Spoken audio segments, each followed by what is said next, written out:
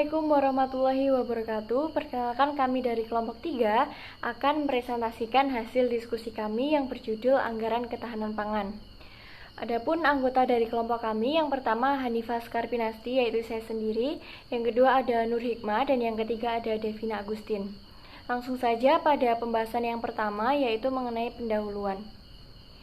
Ketahanan pangan merupakan salah satu sektor pembangunan yang tetap menjadi prioritas pemerintah hingga saat ini. Program-program strategis bidang ketahanan pangan melalui APBN terus diupayakan untuk mewujudkan kemandirian pangan di tengah tantangan yang meningkat dari sisi supply maupun demand. Anggaran ketahanan pangan digunakan untuk menjamin penyediaan pangan yang cukup dan aman bagi seluruh penduduk Indonesia, serta peningkatan daya saing petani dan juga nelayan. Anggaran ketahanan pangan ini berfokus kepada peningkatan produktivitas pertanian dan juga perikanan. Dukungan anggaran dilakukan melalui penyediaan bantuan sarpras produksi pertanian dan juga perikanan. Kemudian lanjut pada subbab kedua, yaitu mengenai isi komparasi, terdiri dari target output prioritas. Pemerintah mengalokasikan anggaran ketahanan pangan tahun 2023 sebesar 104,2 triliun.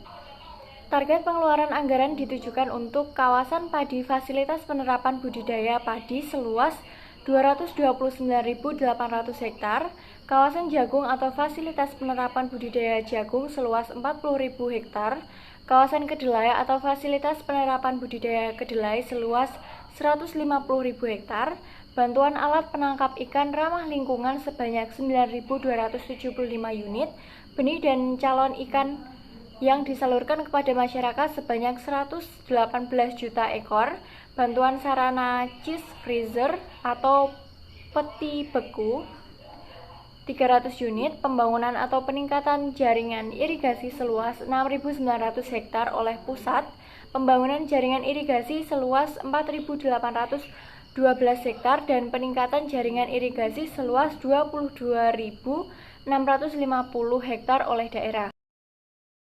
Kemudian rehabilitasi jaringan irigasi seluas 101.913 hektar oleh pusat dan 95.095 hektar oleh daerah, pembangunan bendungan lanjutan sebanyak 22.000 dan bendungan baru sebanyak 7 unit.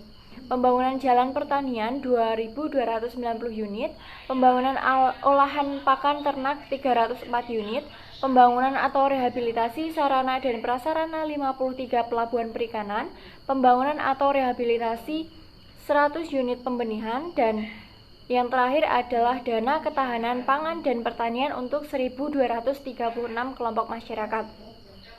Pada bab selanjutnya akan dijelaskan oleh rekan saya Nur Hikmah. Selanjutnya adalah tujuan dan tantangan. Tujuan dari anggaran ketahanan pangan adalah untuk meningkatkan ketersediaan akses dan kualitas pangan baik pertanian maupun perikanan. Tantangan dalam menerapkan ketahanan pangan yaitu yang pertama, faktor alam, yaitu seperti kekeringan, banjir, serangan organisme pengganggu tanaman atau penyakit, dan perubahan iklim mengakibatkan terganggunya produktivitas. Selanjutnya, kondisi geopolitik dunia yang tidak stabil, itu seperti terganggu produksi dan rantai pasokan pangan yang menyebabkan tingginya harga komoditas dalam negeri dan menimbulkan resiko krisis pangan. Selanjutnya, tingkat pendidikan yang relatif rendah dan usia petani yang menua. Selanjutnya yaitu terjadi karena digitalisasi pertanian dan tata kelola sistem pangan yang belum stabil. Selanjutnya yaitu manfaat kebijakan pembangunan bidang ketahanan pangan. Yang pertama, meningkatkan produktivitas komoditas pangan strategis.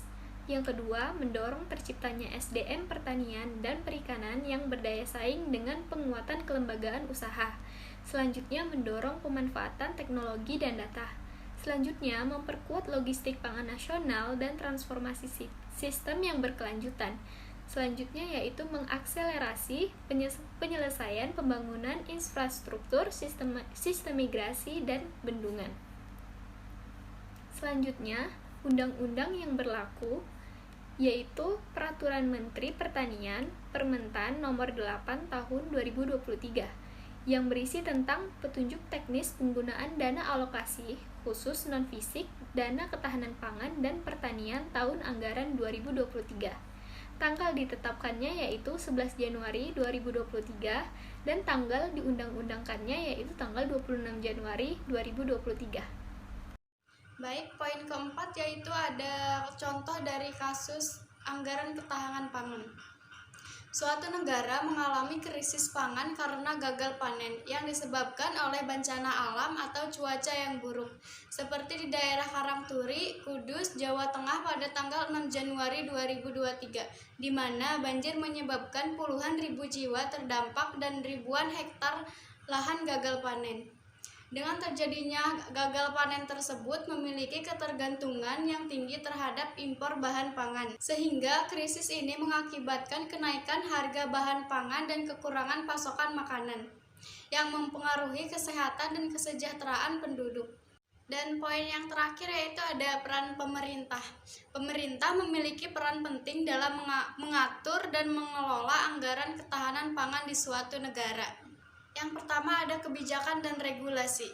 Pemerintah dapat mengembangkan dan menerapkan kebijakan dan regulasi yang dirancang untuk meningkatkan ketahanan pangan dan memastikan ketersediaan pangan yang cukup untuk seluruh penduduk.